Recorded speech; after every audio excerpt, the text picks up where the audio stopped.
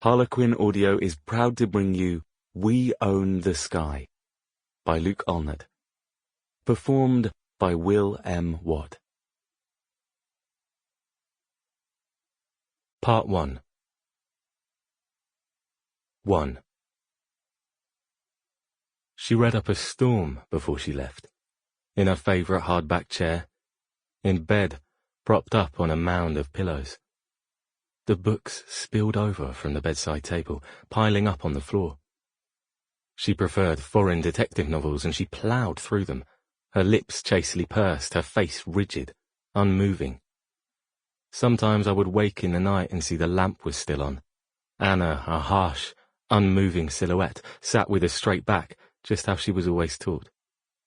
She did not acknowledge that I had woken, even though I turned toward her, but stared down into her book, flicking through the pages as if she was cramming for a test. At first it was the usual suspects from Scandinavia, Henning Mankell, Stieg Larsson, but then she moved on, German noir from the 1940s, a Thai series set in 1960s Phuket. The covers were familiar at first, recognizable fonts and designs from major publishers, but soon they became more esoteric, with foreign typesetting and different bindings. And then one day she was gone. I don't know where those books are now. I have looked for them since to see if a few of them have snuck onto my shelves, but I have never found any.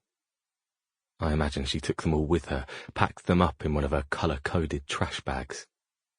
The days after she left are a haze, a memory of anaesthetic, drawn curtains and neat vodka, an unsettling quietness, like the birds going silent before an eclipse. I remember sitting in the living room and staring at a crystal tumbler, and wondering whether fingers of vodka were horizontal or vertical. There was a draught that blew through the house, under the doors, through the cracks in the walls. I think I knew where it was coming from, but I couldn't go there, I couldn't go upstairs, because it wasn't our house anymore. Those rooms did not exist, as if adults with secrets had declared them out of bounds. So I just sat downstairs in that old, dead house, the cold wind chilling my neck. They had gone, and the silence bled into everything. Oh, I'm sure she'd love to see me now, tucked into this gloomy alcove in a grubby little pub. Just me, a flickering TV, some guy pretending to be deaf selling Disney keyrings that glow in the dark. The front door of the pub has a hole in it, as if someone has tried to kick it down, and through the flapping clear plastic I can see some kids hanging around in the car park, smoking and doing tricks on an old BMX.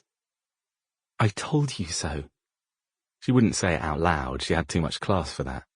But it would be there on her face, the almost imperceptible raising of an eyebrow, the foreshadowing of a smile. Anna always thought I was a bit rough, could never quite shake off the housing project. I remember what she said when I told her my dad used to spend his Saturday afternoons in the bookie. Polite bemusement, that smug little smile, because no one in her family even went to pubs. Not even at Christmas, I asked once. No, she said. They might have a glass of sherry after lunch, but that would be it, nothing more. They went bell-ringing instead. It is dark now, and I cannot remember the sun going down. A car revs outside, and headlights sweep around the pub like a prison searchlight. I go back to the bar and order another pint. Heads turn toward me, but I don't make eye contact, avoiding the stares, the inscrutable nods. A burly fisherman is perched on a stool, facing toward the door as if the pub is his audience. He is telling a racist joke about a woman having an affair and the plucking of a lone pube, and I remember hearing it once after school, in an East London alleyway where people dumped porn mags and empty cans of Coke. The regulars laugh at the punchline, but the barmaid is silent, turns away from them. On the wall behind her there are pin-ups of topless models and framed newspapers from the day after 9/11. £4.10, darling, the barmaid says, putting the beer down. My hands are shaking and I fumble around in my wallet, spilling my change out onto the bar. Sorry, I say. Cold hands. I know, she says. It's freezing out. Here, let me. She picks up the coins from the bar and then, as if I'm a Sample complete. Ready to continue?